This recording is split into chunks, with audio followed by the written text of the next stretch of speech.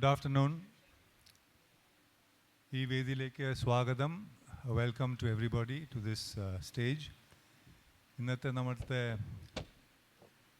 ഇപ്പോൾ സമകാലീനം അടുത്ത കാലത്ത് മാത്രമല്ല, കുറച്ച് വർഷങ്ങളായി എല്ലാ ഫെസ്റ്റിവൽസിലും മാധ്യമങ്ങളെപ്പറ്റി ചർച്ച ചെയ്യുക എന്നുള്ളതൊരു അനിവാര്യമായൊരു സംഭവമായി മാറിയിട്ടുണ്ട്. അത് മാധ്യമങ്ങളുടെ പ്രശ്നമാണോ, ജനങ്ങൾക്ക് മാധ്യമങ്ങൾ എന്താണ് ചെയ്യുന്നതെന്ന് മനസ്സിലാക്കാൻ പറ്റാത്തതുകൊണ്ടാണോ, അതോ മാധ്യമങ്ങൾ നേരിടുന്ന ഭീതി അല്ലെങ്കിൽ നേരിടുന്ന പ്രശ്നങ്ങൾ കരുതിയിട്ടാണോ എന്ന് കൃത്യമായിട്ട് അറിയില്ല. I'll speak in English most of the time because Siddharth here, I'm sure he follows a little of Malayalam, but in any case all of you follow English. So the theme of the discussion today is Whither Indian Journalism. Whither Indian Journalism. I don't know why what it really conveys. I suppose it can mean many things to many people. When I look at it, I wonder whether it means whether Indian journalism is going anywhere at all, is getting anywhere at all. Does it have a future, or is the future bleak? Or does it mean that Indian journalism has been wayward, has been directionless, if you like, has not got its moorings or not got its perspectives or priorities right? Or it could mean, if you change the spelling, which will be very relevant to our times, like a fiat or a bidding by those in power, whither Indian journalism, as in WIHTHER. You better wither away, because there's little you can do considering our set agenda, our not even secret agenda anymore. So we'll try and discuss some of these. We have three very versatile journalists who have had their own trajectories. Siddharth Varadarajan, of course, is the intrepid man of the moment, if you like. The Wire is certainly showing the way, is blazing a trail in terms of what journalism can substantively do, the difference it can make, not without threats and damages it to itself, and constantly having to probably a clever brinkmanship, pushing the frontiers is part of the game. Vinod was doing pretty much the same thing when he was editor of The Caravan. Now he's on a sabbatical writing a book. I forgot to ask him where that is at. And Venkatesh, of course, we know from his wonderful work in Frontline, and now he's struck out in a direction. He's part of an enterprise which is already becoming very significant and noteworthy in Malayalam and Kerala. There's also a combination of English in what he does. So we'll have three different perspectives to this issue. I'll initially confine myself to just expressing my views on it. I mean, not my definitive views, but I'd like to hear what the others say. I think for some time this idea has been occurring to me that in India, journalism is dead. Long live journalism. So much as you celebrate royalty in England as having gone but the institution continues, there is continuity in change, or there is disruption in change and yet continuity. It's not just the particular political climate that we are facing now, where journalism is a very endangered, I think journalism in the true sense of the term is an endangered species and also very dangerous occupation. But then when you say journalism in India, unfortunately, there is journalism and journalism and journalism. A good part of our journalism can hardly be characterized that, because it has, I think, deteriorated into public relations, into a propaganda arm of those in power, into in fact becoming the publicity platform for the government. Although the government, as you know, any government, whether it's the central government or the state government, has agencies for that. They have the PRD department, they have the Directorate of Advertising and Visual Publicity. Some of these institutions are now becoming organizations which are going to check whether journalists are doing their job in terms of purveying facts. So we have a very ironic and curious situation developing there. So there is journalism of that kind. Then there is the mainstream, what we characterize as the mainstream press, which of course is like an ostrich's egg, good in parts. There is some value, of course, to what they do. It's very important, that value is very important because they occupy the mind space of, I assume, they occupy the mind space of the bulk of the reading, the viewing, the listening public. And yet when push comes to shove, or when there are crucial issues, they dither, they are on the fence, or sometimes they look away or pretend it didn't happen. And as Yevtushenko famously said, if there is a truth, if there's a manifest truth and you are not recognizing it and talking about it, if truth is replaced by silence, to quote Yevtushenko, if truth is replaced by silence, that silence is a lie. And by that token, although in a humorous vein, I must say, much of our mainstream media is probably lying unbeknownst to itself day after day. And then there is the, you can no longer call it alternate because it is an alternate position, but I think it's becoming very significant. In terms of journalism, I think the full-blooded, robust journalism that we expect in a democracy at the crossroads as of now, we have the examples of Wire. There are other digital entities like that. And what Vinod was practicing with the Caravan, and I think they continue to walk that path. And what Venkati has been doing, both in the front line and is now doing in his new venture in Kerala. So I'm going to request each of our panelists to speak for about 15 minutes, and then we could continue the panel with a discussion in which I'll request you to join as well with your questions and based on what probably the panelists are saying. Let me ask Siddharth to open this discussion and give us his views on the topic and issues that are related to it, with which he has been, I'm sure he has been dealing with it on a daily basis. The Wire, to me, from the outside, seems like a unending firefighting operation. And the fact that you can keep that going itself is an achievement. So, Siddharth.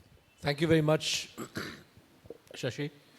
And thank you to the organizers of the Literature Festival for inviting me to speak here and for organizing this panel on the media. Some might ask what the role of the media is in a literature festival. But of course, to the extent to which our job is to chronicle what is unfolding, to present what is often rhetorically called, or in an exaggerated sense, referred to as the first draft of history. And that is also the broad arena that literature spans, apart from the realm of imagination. There is something that we do share in common, and I don't want to spend too much of time recounting or narrating in response to the question of whether Indian journalism, how bad things are today. All of you know the problems that beset Indian journalism. Many of you have stopped watching news television. Many of you spend less and less time with your daily newspapers. And this is the reality of life. Something has gone wrong with a major section of the news media. there's a financial or a political economy aspect to that.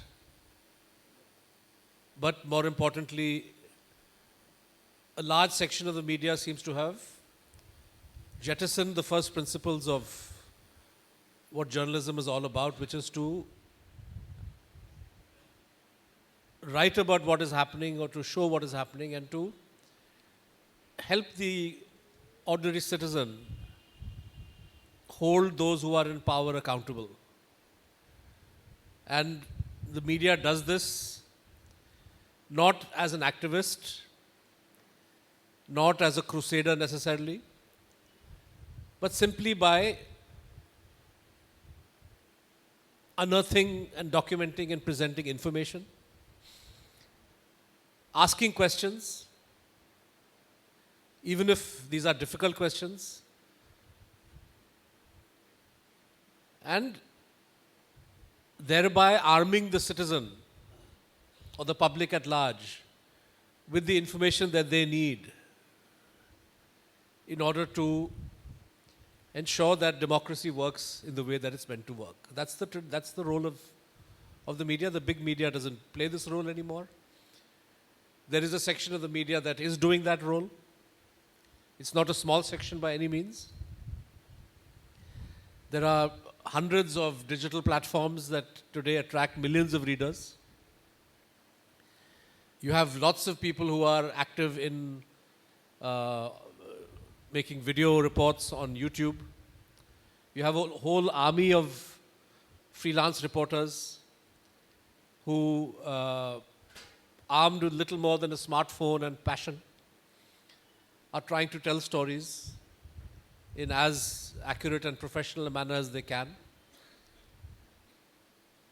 So there is this reasonably large ecosystem of independent news. All of us on this platform are part of it, and there are many, many more like us. And what I want to focus on is we need to understand the danger and threats that this emergent independent journalism is being subjected to. Because what the government is doing right now and planning to do, if they succeed, will determine the future of what little survives of media as far as you are concerned.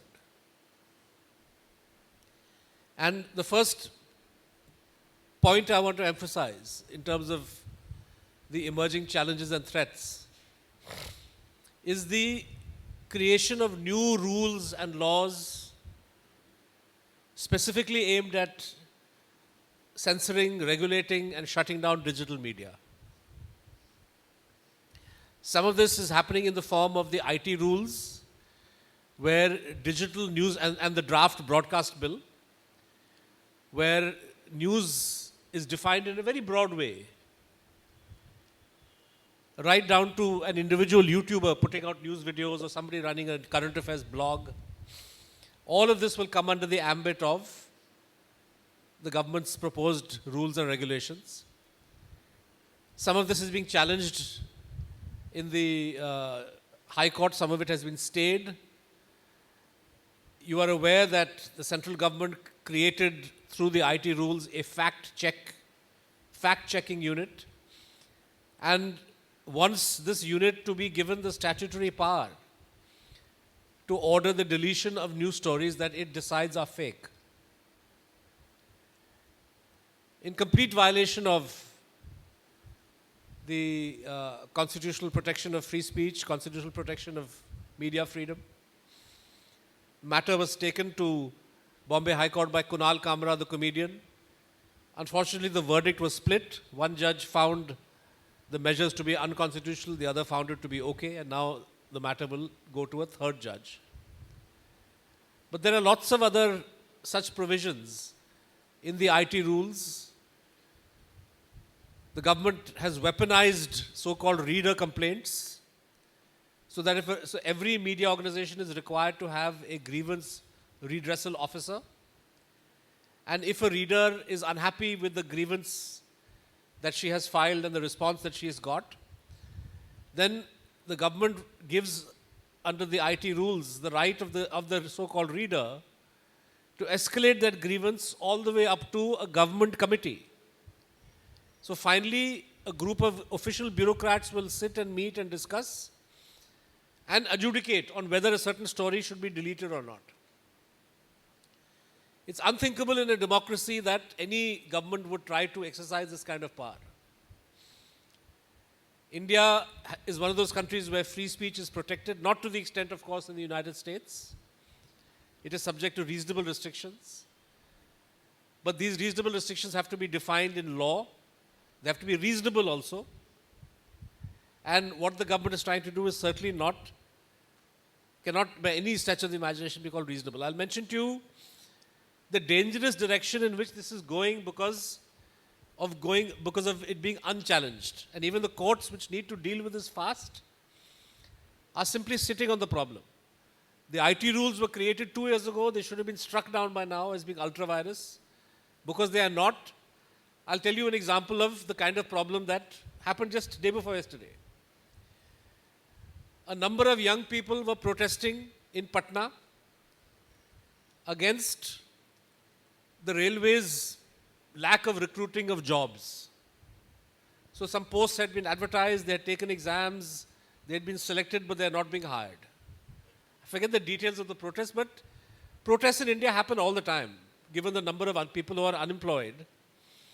And our constitution gives people the right to protest peacefully, and that's what these young men and women in Patna were doing. The big media was not interested in them, so a bunch of YouTubers arrived, small channels, independent video producers, and started to make a video film of the police, which was being very rough with these protesters. Embarrassed by the footage, the police turned on the reporters. Again, this has happened before. But what is truly sinister is that within the space of just a few hours, the government was able to put pressure on YouTube, which went and restricted those videos from being accessed in India. So you have a peaceful protest by citizens. It's their right to protest. Police has no right to use force. Reporters document that by video. They upload the video onto YouTube. The police beats the reporters, in some cases arrested them. And to destroy the evidence of what those reporters had captured, a notice is sent to YouTube saying that this content is a threat to national security. It must be taken down. And YouTube, because of its own legal liability, or its fears about its own legal liability, and because it, of course, wants to please the government because of the size of the Indian market, was very, very quick in deleting those videos. Now you can imagine what this does to digital media, right? Digital media, the secret of digital media success in this country. Like when my colleagues and I decided to start The Wire in 2015, we chose to be a website. Why? Because we had no money. And because we knew that a website is the easiest, cheapest, most scalable news platform that we can come up with. So with an initial investment of 6 lakhs, we had The Wire up and running.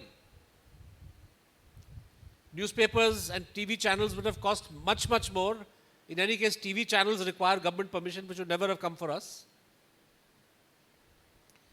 And the beauty of digital is that with a low amount of investment, because of the nature of the medium, because of social media intermediaries, the problem of distribution is very easy to solve.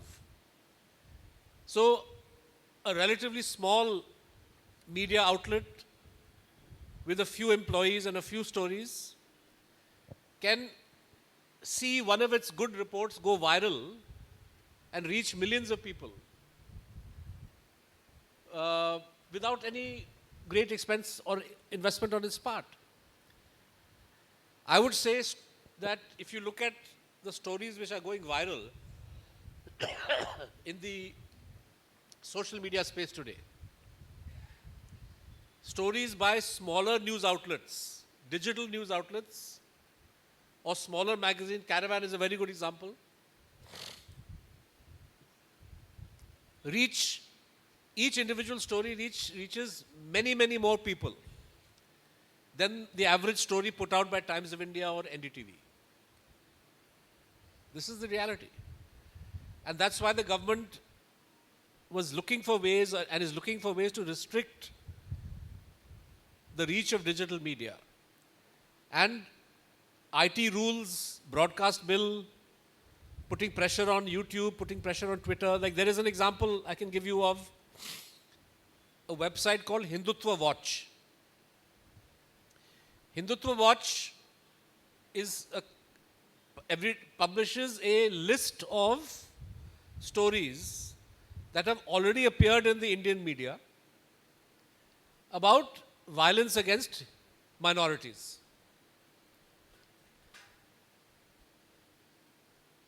2 weeks ago, the Twitter handle of Hindutva Watch was blocked for access in India. Why? No reason given. If Hindutva Watch is only listing stories that have already been published, whether by Wire or Scroll or Caravan or even Times of India or Indian Express, like Times of India the other day had a good story about how Bajrang Dal activists in Moradabad paid a Muslim gentleman to kill a cow in order to somehow use that as a way of getting a police officer transferred. This is the reality of many of these so-called Gaurakshaks. They're all involved in various schemes and rackets. So, the very fact that you have Hindutva Watch listing these stories in one place, I suppose, makes it that much more threatening for the government. So they first got the Twitter handle blocked. The latest, day before yesterday, is that they have blocked access to the website. So now if you are accessing the internet inside India and you don't use a VPN, you cannot open hindutvawatch.org. So this threat of laws, regulations, national security is emerging as a huge challenge. You saw in Kerala what was done to Media One. No reasons given. And they had to spend crores of rupees going all the way to the Supreme Court in order to finally have the block lifted once and for all. And the threat has not gone away. Number two, we are seeing a rising trend of journalists as individuals being arrested or targeted under various criminal law provisions for stories that they have done. In the old days, the main form in which legal pressure would happen was through defamation cases. So you do a story, somebody in government, some corporation doesn't like a story, they file civil case, civil defamation, and also criminal defamation. Criminal defamation is a horrible law. It should not exist in a democracy, but it, at least the way it is implemented so far, you cannot be arrested if you are charged with criminal defamation. The only threat of you going to jail is if you are convicted and you lose all your appeals. Even that is too much, if you ask me, but anyway, that was the maximum kind of danger that as a reporter you faced in terms of law. For the last 4 years, we are seeing now, and we have documented more than 100 cases of journalists being arrested under UAPA. Siddhi Kappan from Kerala is a great example, but Fahad Shah, Sajjad Gul, I think Ashfaq in Kashmir, and there are other examples from around the country. Journalists being charged with sedition. And Caravan is an example. Rajdeep Sardesai, Minal Pandey, Vinod Dua. There was an editor from Gujarat who wrote a blog, he wrote an op-ed that Vijay Rupani is going to lose his job as chief minister. And he got charged with sedition. a young freelance reporter in Uttar Pradesh did a story on how children in school under midday meal were being given only roti and only chapati and salt. They filed a criminal case against him. So, during the pandemic, many people who did stories about the failure of the government to provide relief to people were booked in Tamil Nadu, in Maharashtra, in Punjab, in Himachal, in Andaman Nicobar Islands, we know of cases. And today, if you do stories that focus on communal violence, for example, there's a good chance that the fellows doing the communal violence will never be arrested. But you can be booked for reporting what has happened. The accusation will be against you that you are promoting hate speech. So this reality of the use of criminal law is something that urgently needs to be addressed. And I see it as a very major threat looming over the horizon. There are other threats also, financial, of course. There's another threat I'd like to speak about of surveillance. The government has used Pegasus spyware against dozens of journalists in India. This has been proven through forensic examination of telephones. Shashi is one of those who moved the Supreme Court.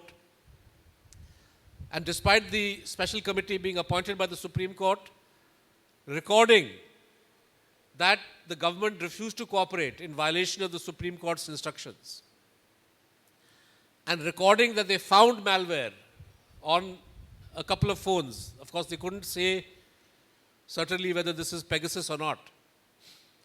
Despite these findings, the Supreme Court has done nothing to put an end to the use of spyware, and the latest revelations which came from Apple in the last couple of months shows that the government continues to use spyware with impunity against opposition leaders and against journalists.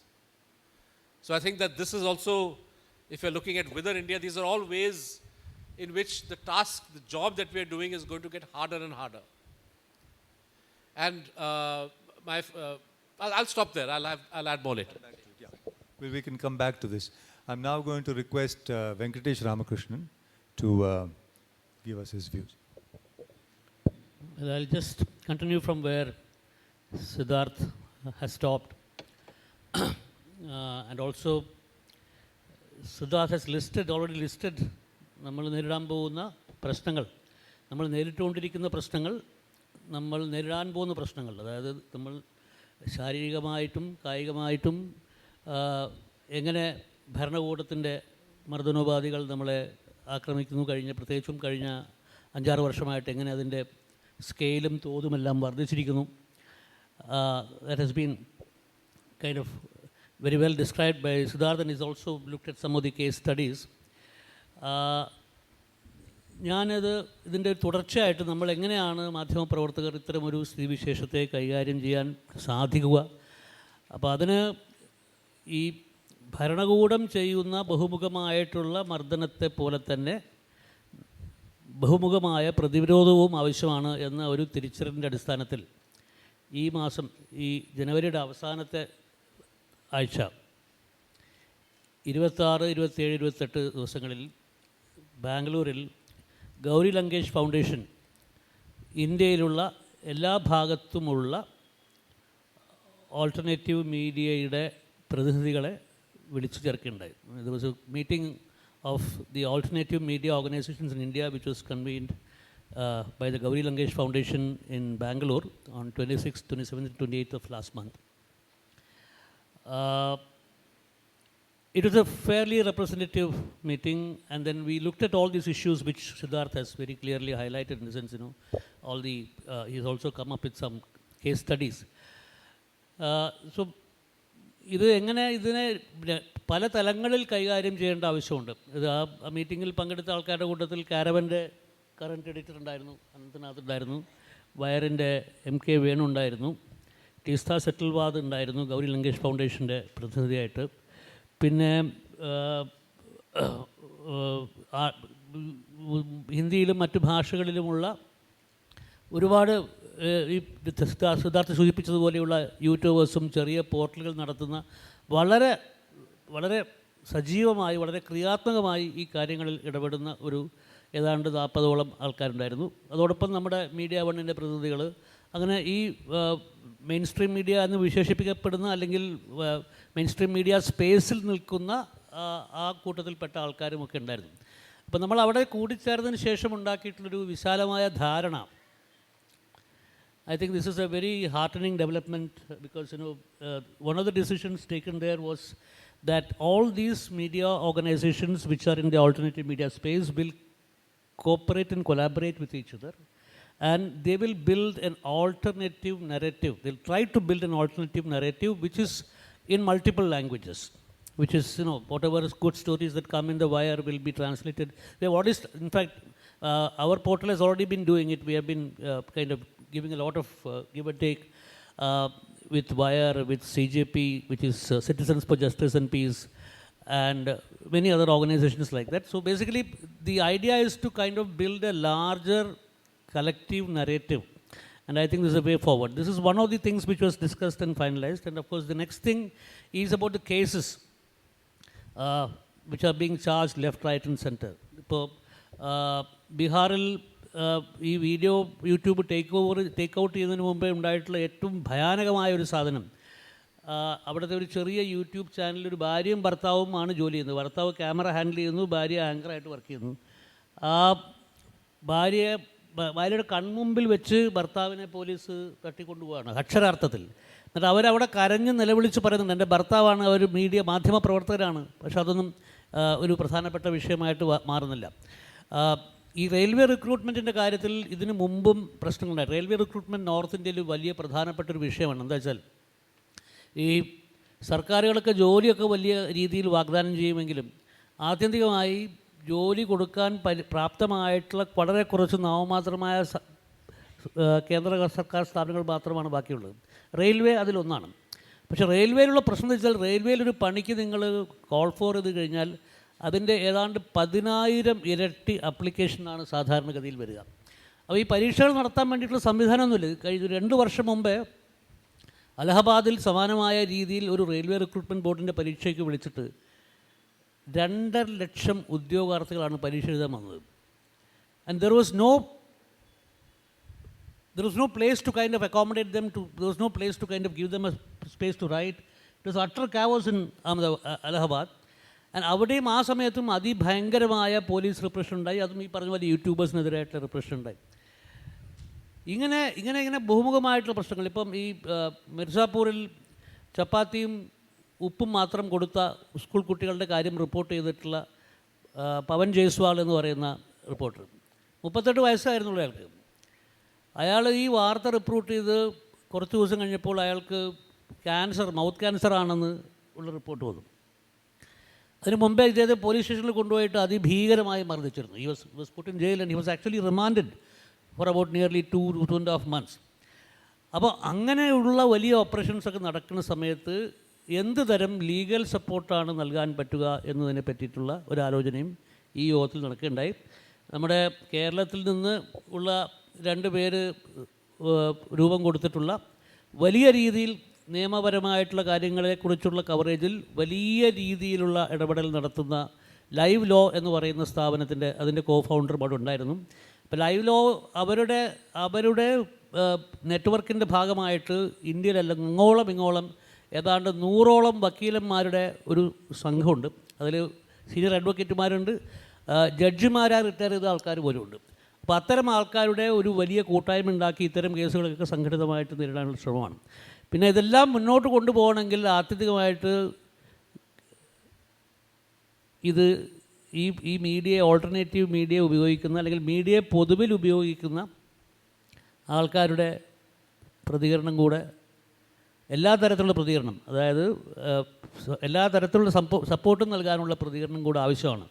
അപ്പം അത്തരം ഒരു പ്രതികരണം കൂടി ഉണ്ടാകുമെന്നാണ്. ഇതൊരു കലക്റ്റീവായിട്ട് ഇതിൻ്റെ ഈ കാര്യങ്ങളൊക്കെ ചർച്ച ചെയ്തുവെങ്കിലും ഇതിൻ്റെ ഒരു പരസ്യമായിട്ട് നമ്മൾ ഇതൊരു ജനങ്ങളിലേക്ക് ഇറങ്ങി വരികയും ഒരു പ്രചാരണത്തിൻ്റെ രൂപത്തിലേക്ക് മാറുകയും ചെയ്തതായിട്ടുള്ള അതിൻ്റെ കുറച്ച് സ്ട്രക്ചറലായിട്ടുള്ള കാര്യങ്ങൾ ശരിയാക്കാനുണ്ട്. പക്ഷേ അതിന് മുമ്പ് തന്നെ ഞാനിത് ഇത്തരം ഇങ്ങനൊരു ഉദ്യമം നടക്കുന്നുണ്ട് എന്നുള്ള കാര്യം, പ്രത്യേകിച്ചും നമ്മൾ വിതർ ഇന്ത്യൻ ജേർണലിസം എന്ന് പറയുന്നൊരു ചോദ്യം നമ്മൾ ചോദിച്ചുകൊണ്ടിരിക്കുന്ന സമയത്ത് അങ്ങനെ നമുക്ക് ആശ വിടാൻ സമയമായില്ല എന്ന് അടിവരയിടാൻ വേണ്ടിയാണ് ഞാൻ ഇത്രയും കാര്യങ്ങൾ പറഞ്ഞത്. ഇത്രയും പറഞ്ഞുകൊണ്ട് ഞാൻ എൻ്റെ ആമുഖ ഭാഷണം നിർത്തുകയാണ്. Venkati, you didn't take all of your time, but you can talk later on. So I'll go on to Joe's. I might just add, when Venkati was talking about how the various media organizations can collaborate, particularly digital media, there was an excellent example of that during the recent assembly elections, I think, where a number of media, including Wire and Dhanya Rajendran's News Minute and many other organizations. And from all accounts, that was one of the best coverages of the elections in India. I think because you had pooled your resources, and there was a lack of it was not lackluster. There was something exciting and fresh about it. So that's a wonderful example. Go ahead. Thank you. I think when we sit down to ponder over, discuss what's going on in Indian press at the moment, we cannot detach that conversation with the backdrop, like in what context or what stage is this drama unfolding, right? And that's the backsliding of Indian democracy. Press is not an island. Press is operating with sort of an organic relationship with a bunch of institutions. It needs judiciary as an ally.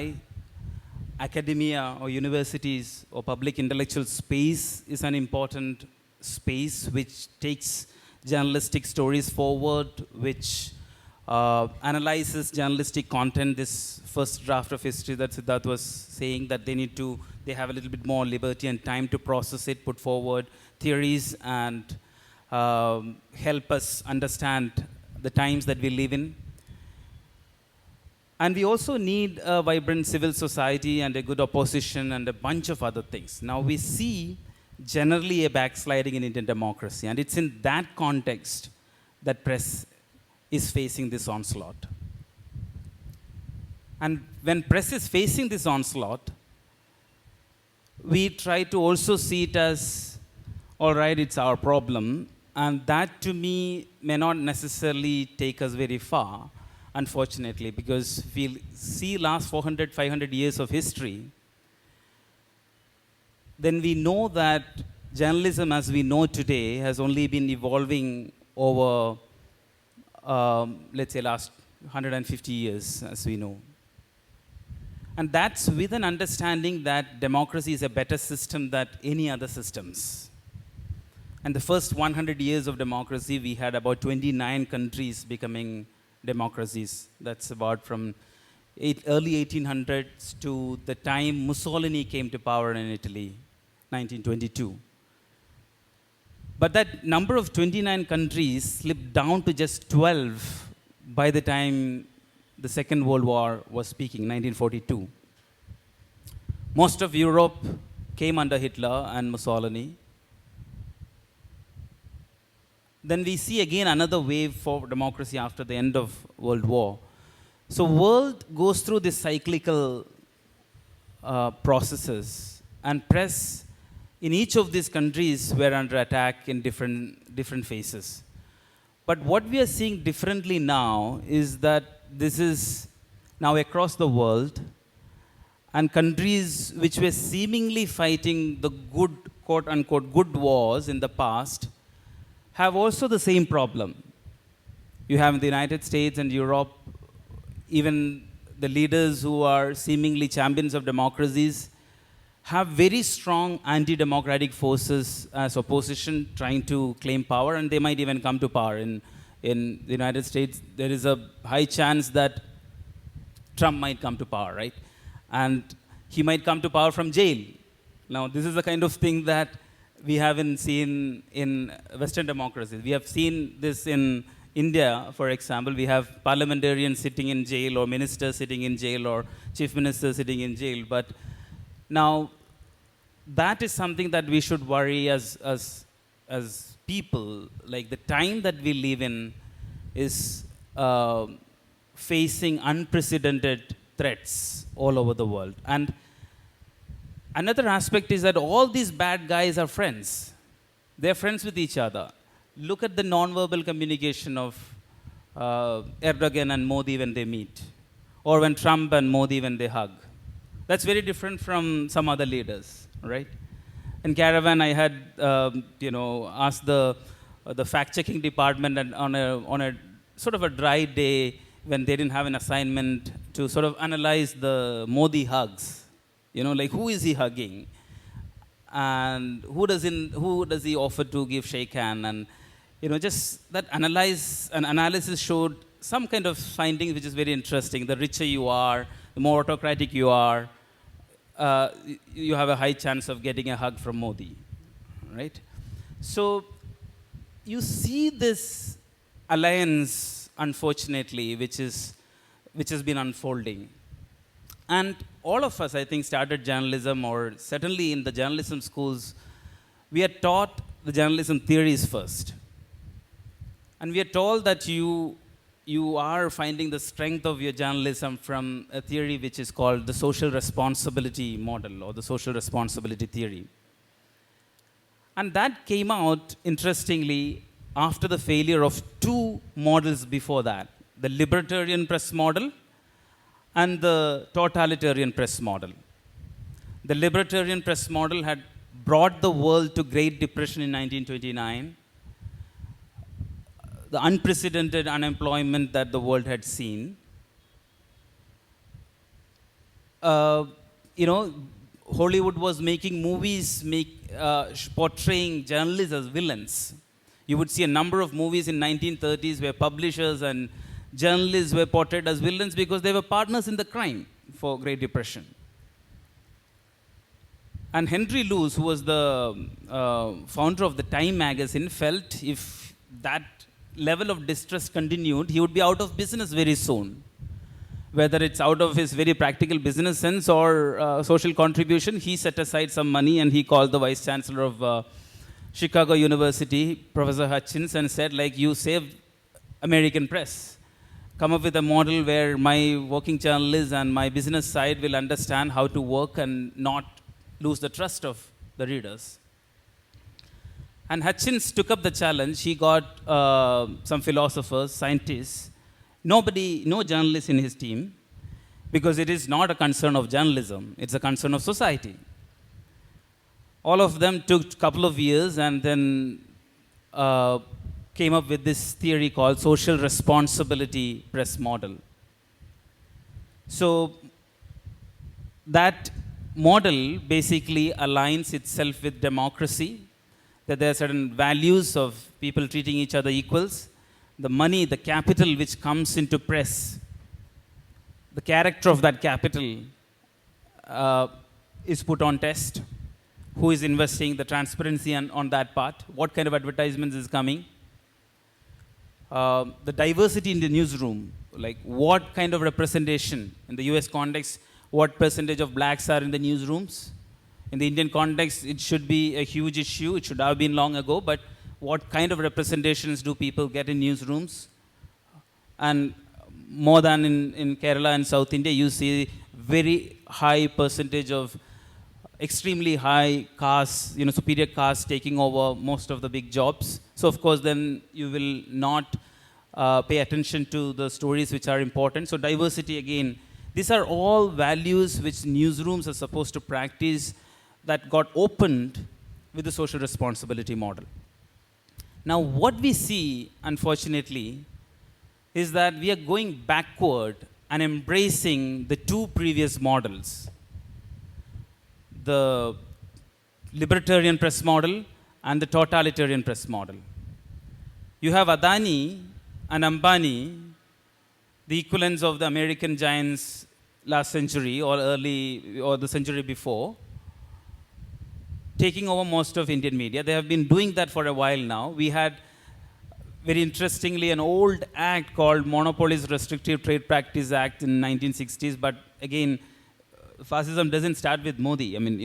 That's an act I think the Congress government had let go, but in media, it hurt more than anybody, any other sector, I think. Now, one can think about the good side or bad side of some of these acts, but eventually, how people have used is what we are looking at. We have opened an opportunity for most of these corporations who have huge interests in oil to mining to whatnot and funding almost all big political parties to decide what's the prime time discussion, who is conducting what debate, which guest is invited, what's going on the front page, what sets the narrative, what sets the agenda.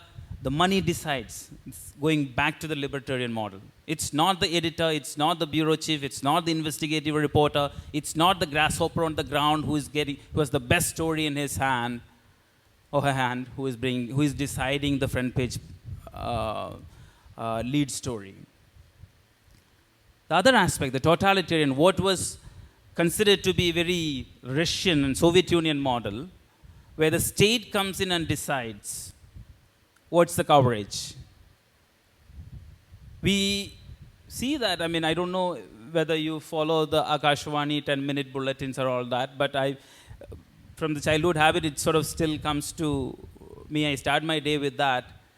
And I was just doing an analysis. There are 17 news reports that comes up, and of which 13 is about Modi. And I just get baffled, like almost every other day, how many headlines can you make out on the same person who is listening in, but there are people who are listening to it. This is the kind of, this is part of the 37% voters who are voting, right? From there to the Times of India, if that's our space of looking at the mainstream media setting the narrative, the government plays a role through advertising, direct political intimidation, new creative ways of bargaining with the revenue models, such as events, corporate events, this, that. You think of any method, the state knows how to use it, and the state has been very efficient in using it in the last many years. So you see the totalitarian model. Now it's the marriage of both which makes it deadly. Think of in the Cold War era, people who were ideologically aligned with the Soviet Union used to say, all right, the CIA is bad, CIA has been horrible, CIA has been doing all these murders, killings of leaders, all true. People who have been aligned ideologically with the Americans, in some sense, would say, look at KGB, they're doing this, they're doing that, this is how horrible they are. Now think of a world when both CIA and KGB work together on an assignment. So that is the kind of time that we live in, where destroying press, as Modi said in that BBC documentary which got surfaced again, that one thing that he couldn't do efficiently in Gujarat riot, during Gujarat riot time, was that he couldn't control the press very well. And I could see that again as in many sense by age, a young editor in Delhi, that by 2012 or 2013, by the time I was 4 or 5 years into Caravan, I was young and I was probably the youngest editor, but by 2012 or 13, I could see all the senior editors were losing their jobs or were moving on to something. That the money was doing the talking. Even before Modi came to power or the government regime change in 2014, by 2012, 13, early 14 itself, they had picked up and chose who would run the shows in mainstream press. So managing our press started long ago. So this is the kind of meticulousness, work, and planning on the other side, and that would take a lot of time and effort to fight it. Thank you. Thank you, Vinod. So the backdrop, as Vinod said, is important. From what Siddharth and Venkatesh and Vinod said, there are some issues that come up to my mind, and I thought we'll do a quick round on that. One, when Siddharth said, for instance, if somebody is delivering a hate speech, that person is not booked. But if you as a journalist report that, you are booked because you're ostensibly exacerbating it, you're creating a communal situation, a volatile situation, and so on. This is actually like going back. Vinod talked about the evolution of journalism, say, in the 17th or 18th centuries in England to begin with, where there was this idea of truth not being a defense against libel. If you libeled someone, you couldn't say, he said it, therefore I said it. I thought journalism struggled against that and has overcome that. We seem to be getting right back there. In fact, in those days, they would say, the greater the truth, the greater the libel. So if I said Siddharth is a blackguard and this and that, because he's sitting in a position of power, if I said that against him, I am responsible for libel. I cannot say in court that what I said is true. And if I repeat that, then the greater the truth, the greater the libel. The punishment gets manifold. So we are paradoxically in a situation after so many years of democracy and free press in this country where speaking the truth becomes very, very dangerous. And what are the implications of this for journalism? We mentioned, Vinod talked about his watching Akashvani. I've grown up a good part of my life doing news on Doordarshan, as some in my older generation might remember. And I know the kind of news that we used to cover. Of course, it was all pro-government news. There's no question about that. Even so, I don't think it was as bad as it is today. But one of the interesting paradoxes again is, the Reuters brings out a digital media report every year. And the Asian College of Journalism, with which I'm associated, are the Indian partners in that research process. In the beginning, I had serious doubts about it. In the listing of credible news organization, year after year after year, you know who comes first in India? Doordarshan. I have not figured out how this can be. The sampling size is reasonable. I don't know the rural-urban divide and so on. So who is watching and how are they? One of the senses I get is there's a sense of fatigue for what's called combative news, negative news, or what's seen as not news which is comforting. And so they look at news as just giving information. This happened, that happened, the Prime Minister went, cut ribbons here, did this, opened this stadium, said this. That's all Doordarshan News tells you all about. But it's very, very worrisome that the viewership, the audience, who constitute our democracy, find this more acceptable than other news media. The BBC is also up there, number 3, I think. So this is something which has puzzled me. I don't know the answer, and I thought I'd just put this out for what it's worth. And this takes us to the issue of the social media. The social media, on the one hand, claims it's a technological platform. It's not a content purveyor. On the other hand, it plays a role of a censor, as we have seen increasingly. Today I heard that Truth Copy, the Malayalam portal, their Instagram page has been disabled by Meta because giving no reason. Ostensibly because they were, like a lot of independent-minded digital portals, been speaking particularly in the context of Ayodhya and the propriety of how the constitution has actually been dented in what happened in Ayodhya. So they are playing the role of censors, perhaps preempting problems for themselves. On the other hand, they are also purveying news which suits those in power. So there is no containing them. And this is digital capitalism of a wayward order, of a wayward nature. And then the social media. Of course, social media has all its problems, but we have seen that in the balance, social media, I think, is buttresses democracy. We have seen that particularly in Gaza, where people are talking about how they're being killed. And they're sending videos about how they're being bombed, how the hospitals are being bombed, how their children are suffering. Because journalists, there are 79 journalists who have been killed in Gaza. Even that may be dated information, at least a few weeks back. 79 killed. And there's no big uproar in the Western media about this because overwhelmingly, most of them killed or almost all of them killed are Palestinian or West Asian journalists. There are UN staffers killed. And yet, you will find the similar kind of intolerance, similar kind of prejudice, rank prejudice, when it comes to reporting about the Gaza war in the Western press. In fact, you dare say anything against Israel's action on Gaza, journalists have lost their jobs. Mehdi Hassan, an Indian origin journalist in a not one of the top, but certainly one of the important networks in the US.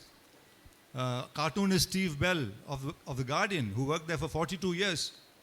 There are many others, who have lost their jobs. including in scientific journals. So, merely because they express solidarity with Palestine.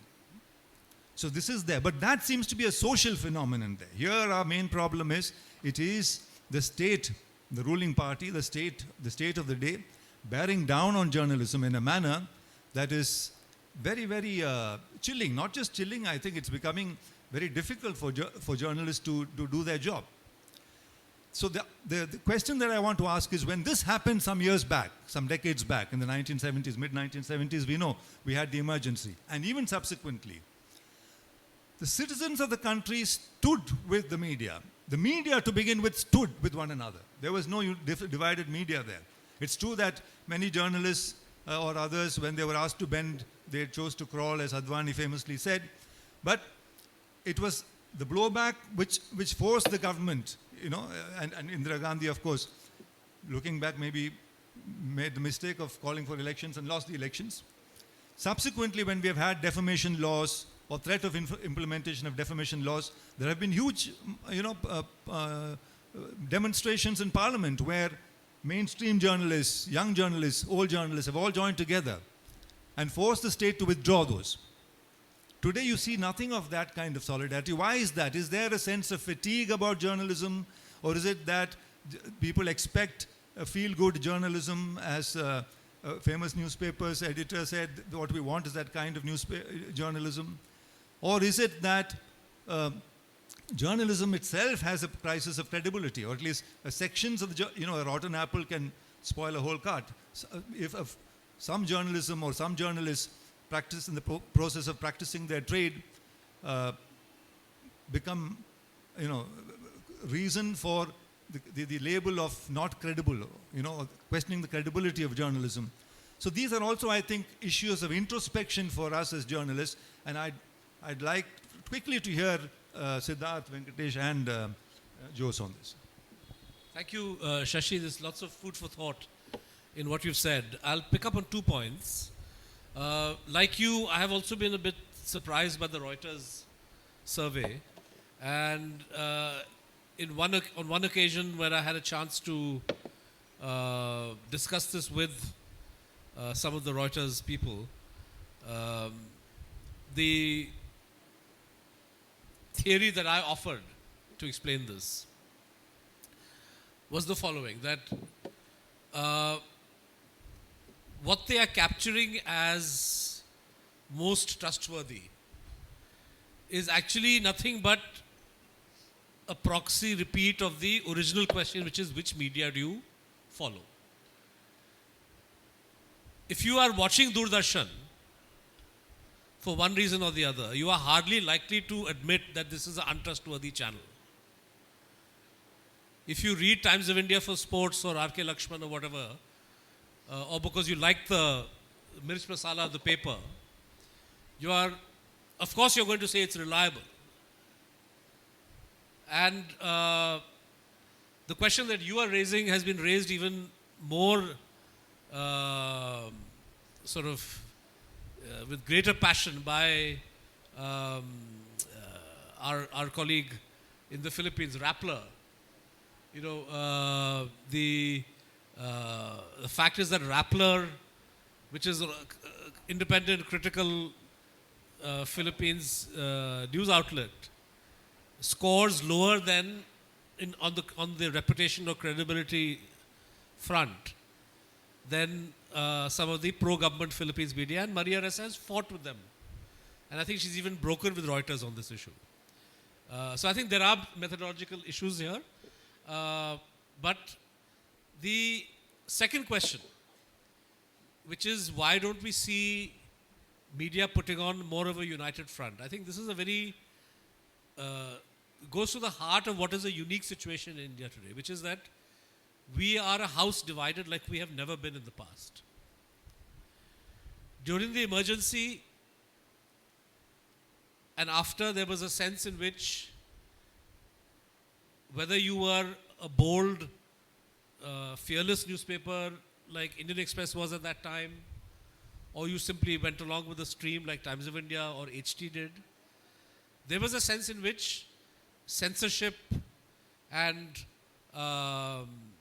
these kind of government interference hurts everybody alike. It's a bad thing. You can't allow it to happen. Similarly, the proposed defamation bill that Rajiv Gandhi and Zail Singh were trying to bring was seen as an attack on the entire media. Today, you need to understand how the media restrictions operate. Unlike emergency, where you had pre-publication censorship.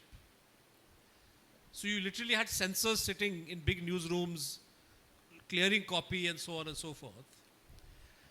Today, the kind of censorship that regime which is run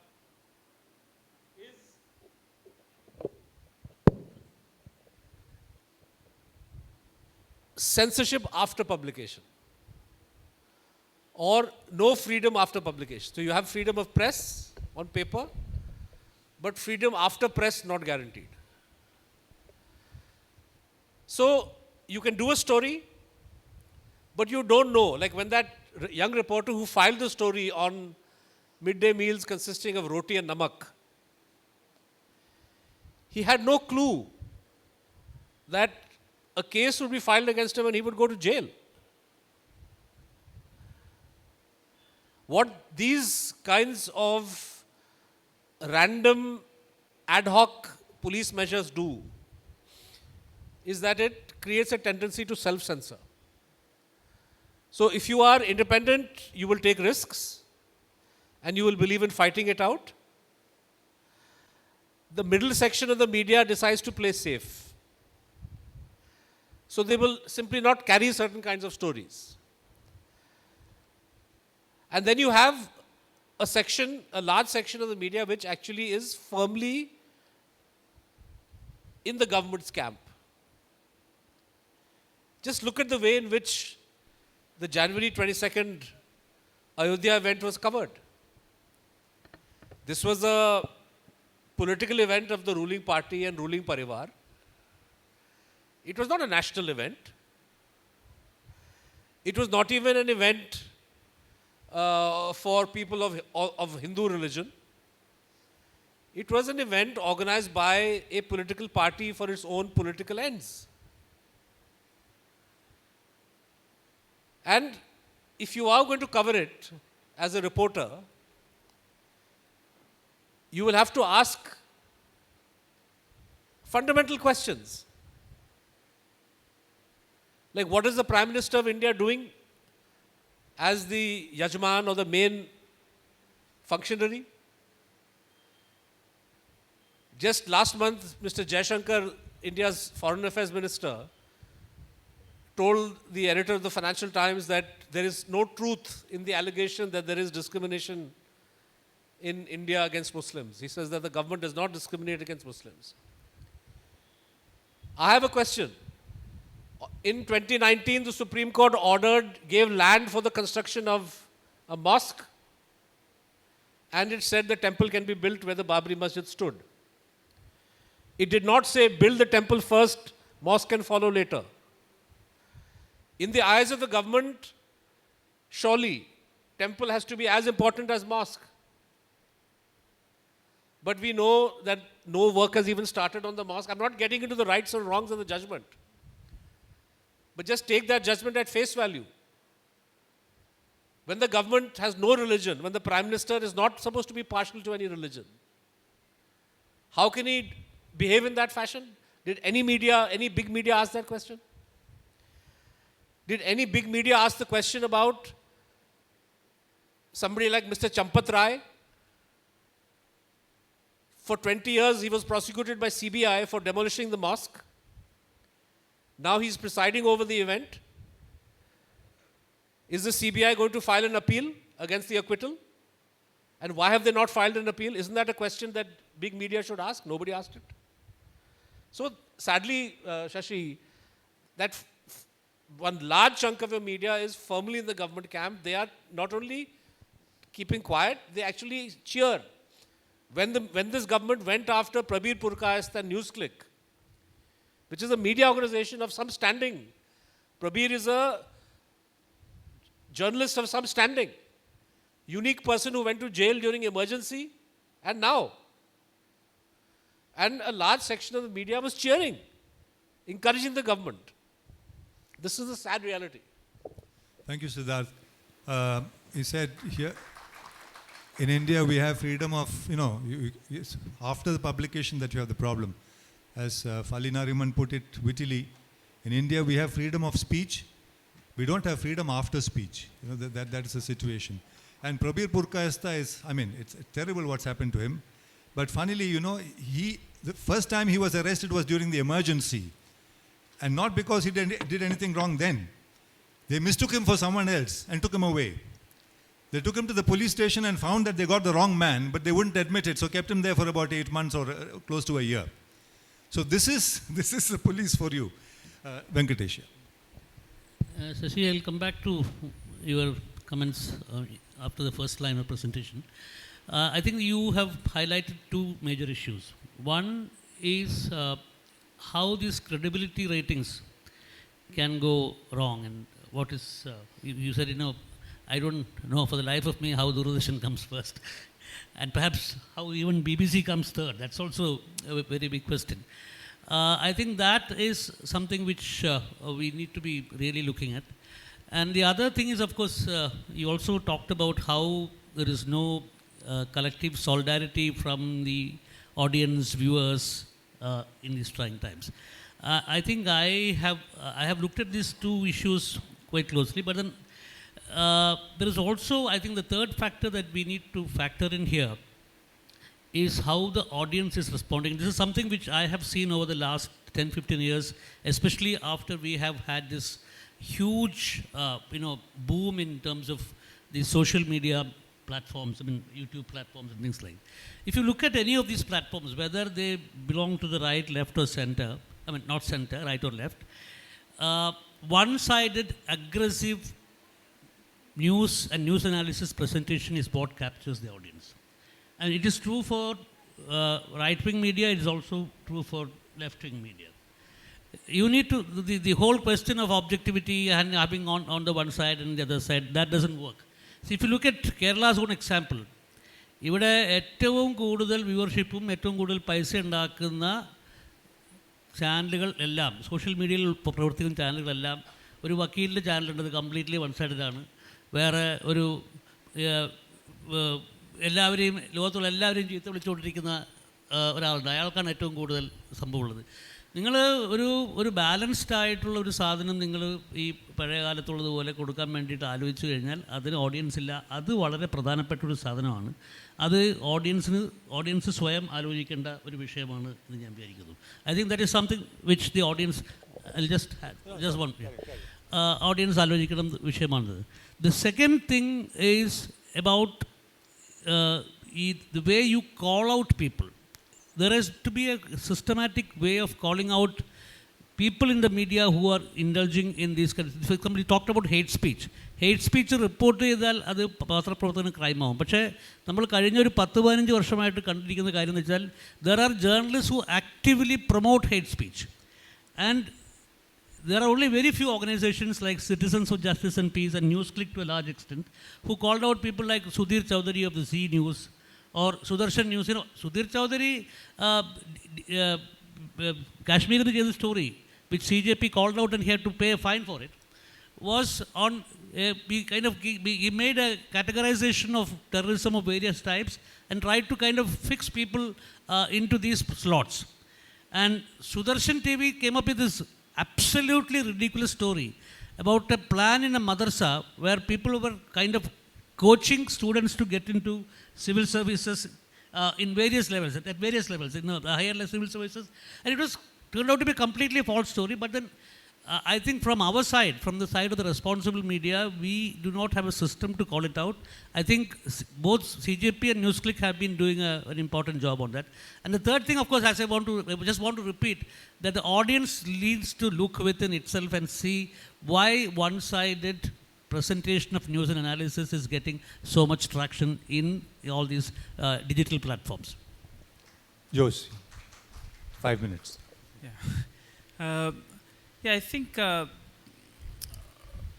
politics is what we see. I mean, I'm not a fan of Henry Kissinger, but he often has repeatedly said, like, societies which count on politicians or politics, that space to fix things, will be fooling themselves. That they come only at the end when there is a social churning, there is a social need, there is a social demand.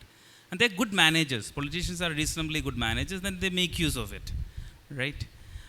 So, Indian society, we also need to look at what has been going on in Indian society that we haven't paid attention for a really long time, right? And we haven't gotten rid of feudalism when we go to most of India, maybe in states where it might be different in south. But most of north, anti-women, anti-Dalit, anti-Adivasi. So we are talking about 70-80% of the population. Society and the media, even the best of the time that we had in terms of the reach and numbers and 2007, look at 2006, 7, 8. The inherent wisdom in any newsroom, which most of us by fault inherit, but maybe in an internal clock resisted even when we are there, was okay, the advertising, you need to produce a paper which cater to the elite, the intelligent, the reading population who will take decisions, who's sort of the opinion leader.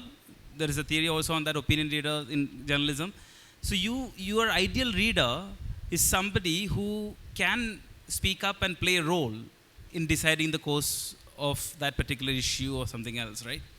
But in India, by and large, the large population, always, even at the peak of the time, all the television channels you count, all the newspapers, I don't think was catering to a demography which was the ordinary folks. And there it's very difficult because it's not, that audience is very segregated. They speak multiple languages. They are pocketed in different caste groups and communities. So it's not an easy task. It's not a mistake by deliberate whatever. I mean, there is probably an aspect of that, of not thinking it through and conceiving media. But it's definitely a tough one. But I think that's where the opportunity also lies going forward, right? Because the crisis that you have was inevitable. The time that we are in India today, if you haven't fixed a bunch of things, if there were small plumbing issues, and if you have a flood in the house, that's where we are. We need to clear the water out, but when and how, that's always a problem. But then the plumbing, if still is leaking in terms of number of livelihood issues, to dignity, to social respectability, to gender equality, to you name it, all the sociological issues that you can take. And if that is not getting addressed, you can't expect the same person to go and watch a 1 hour or 2 hour debate, because that person doesn't have the liberty of the time to watch that debate, right? So the reason why maybe some of them still listen to Akashvani and Doordarshan is because that's maybe 5 minutes or 10 minutes, or it's in their own language. Akashvani has a number of services in different languages. Doordarshan also has multilinguality presence. So going back to the Kissinger thing, society, we also need to pay attention to society. And that's where literature festival or cultural events or library movements or film club movement, these kind of things are connected not necessarily to politics, but to society. And the character of that society, that the soil that in which, and the manure, what we put, what we make. And Kerala is a classic example, right? 100 years of Renaissance movement, one way or the other, has given a grounding for politicians to then come up with litigations and legislations which will make them those achievements irreversible. So Education Bill or Land Reforms Act or any of this that we can think of came out of long-lasting social conversations which happened in small communities, groups of 10, 15, 20, 100. That's where it needs to begin. And small towns. And, Patambi, a town not very far from here, Thrissur, these are all, when you look at early 20th history of Kerala, even there was no imagination of a Aikya Keralam, right? And it's very, very early in terms of social and political conversation. We were between two districts in Madras Presidency and two different kingdoms. These ideas got strengthened only in the last 7,500 years there were some imaginations, but not as a popular support, where people were putting their weight behind. So that idea of India what is that India needs, what is that it's going through. I think Nehru onwards, I think the politicians probably after Nehru took it for granted. This was there. But only one force continuously spread the imagination of what that Hindutva India was. There was 80 affiliate organizations attached to it. They're the largest far-right organization in the world that the world has ever seen. So that's the hard labor of 99 years. So we are against multiple things here, but I think it is still, I am very positive in terms of what can be done, but the labor is much more, and I think one can do it. Thank you, Vinod. We'll now open it up. Vinod raised the issue of, I think, an interesting area which we haven't been able to discuss, because when journalism, formal journalism, as we have seen it today, has bottomed out into the social media space, many of these characters or players, as Venkatesh was mentioning, who are very, very popular, they have runaway kind of viewership, are operating in that gray area where algorithms operate also. You know, they very strongly operate. And there's no logic to it, because the more people flock to something, more and more people flock to that. Not necessarily because they're I think, taking that as news or as credible information, but because it's something, you know, engaging them. So the question is whether people are really looking for, are really discerning, you know, viewers in that sense, looking at news. One sentence I need to add to this. Shashi very rightly mentioned, people are not looking at the content or the credibility of the content, but they see it as performance. You know, the Vakil, there's a friend of mine who watches Vakil regularly. I mean, he says, you know, he's so entertaining. Absolutely. So the social media is a new reality for the media. I don't think the media has actually looked at the interface and how it is impacted or informed by social media. And social media, when you have a particular organization, let's say the Sangh Parivar, the RSS, BJP, they are very, very savvy on social media. And when they have that kind of critical mass, it gets multiplied by the sheer algorithmic nature, you know, the impelling nature of the medium. So I think some of these are there, and we will have to explore this. Now it's open, and do ask your questions very quickly.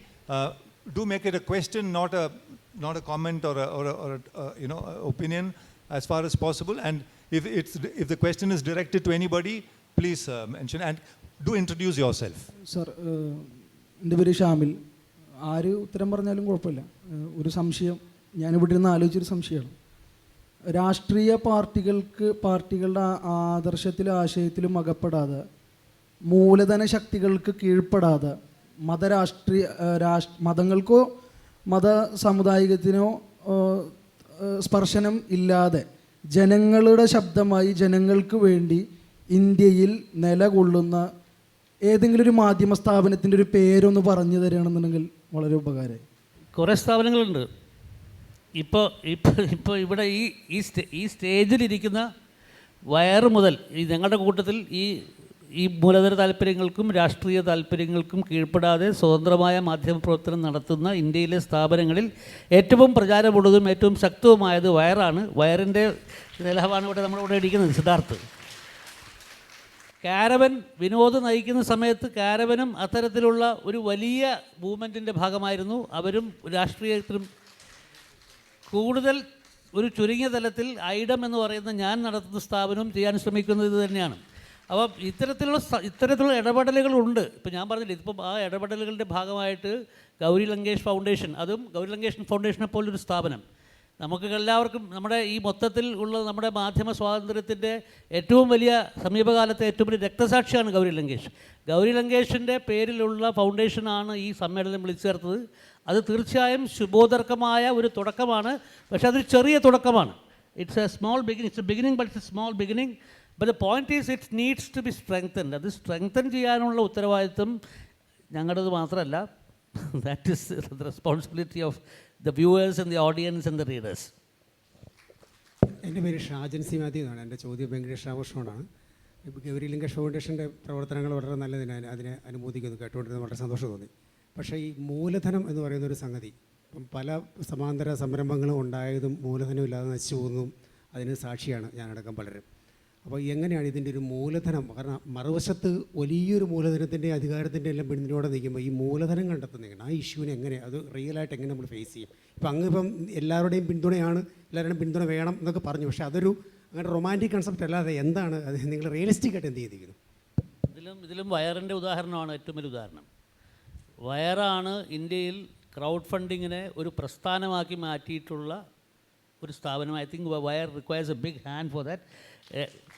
അപ്പം അവർ മനോഹരമായിട്ട് ആ തീർച്ചയാണ് ഇത് ശശി പറഞ്ഞതുപോലെ ഓരോ ദിവസവും വയറിൻ്റെത് നിലനിൽക്കുമോ ഇല്ലയോ എന്നറിയാത്ത ഒരു സ്ട്രഗിളിൻ്റെ കളിയാണ്. ഇപ്പം ഞങ്ങളുടെയൊക്കെ അതിൽ ആ ലെവലിൽ നിർത്തി ആ സ്കെയിൽ ഓഫ് ഓപ്പറേഷൻ ഇല്ല. പക്ഷേ ഞങ്ങളുടെ സ്ഥിതി തന്നെയാണ്. ഞങ്ങൾ നിൽക്കുന്നു ഇല്ലയോ എന്ന് നമുക്ക് അറിഞ്ഞുകൂടാം.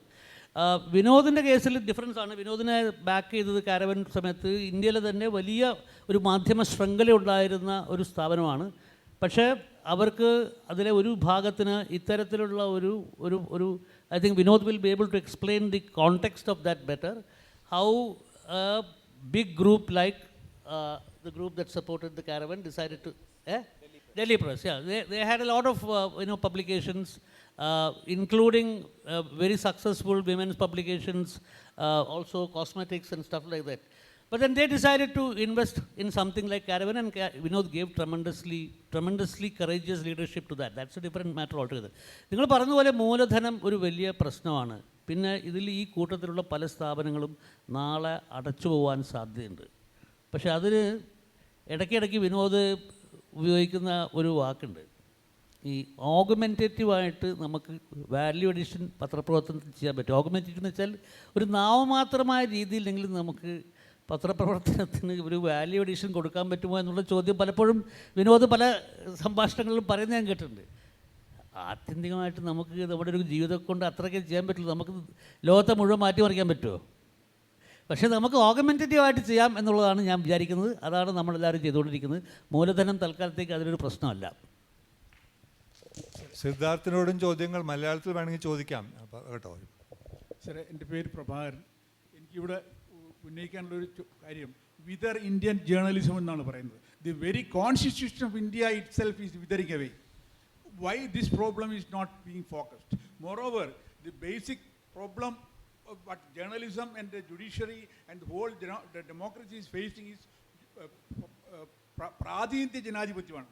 Proportionate, every community, every class of people, every caste of people should have a share in the governance of the country. Whether it is media, whether it is judiciary, whether it is executive, whatever it may.